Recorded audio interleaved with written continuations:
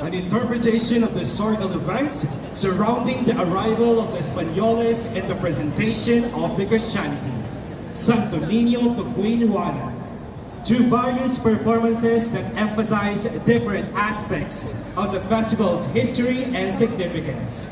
A popular theme among Sinulog dances is Queen Juana holding the Santo Niño in her arms and using it to bless her people who were often afflicted with sickness believed to be caused by demons and other evil spirits.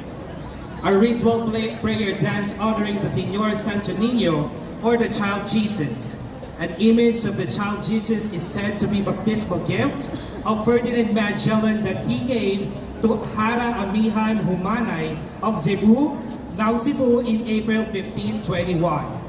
Señor Santo Niño believed to be miraculous and originally designated at the Basilica Minore del Santo Niño in downtown Cebu City. Sinulog, pinakadakilang pista sa Pilipinas. Amidst all calamities, epidemic and pandemic faced by the nation, Filipinos stood up, fight, rise with faith, bravery, and honor. Costumes in red fiery shining sequins accentuated with beads that mimics bravery, dauntless, and a strong conviction. As Señor Santo Niño symbolizes the resurrection and crimson cape that recalls his most precious blood. Presenting Orient Premier Tribe, the grandest Sinulog celebration.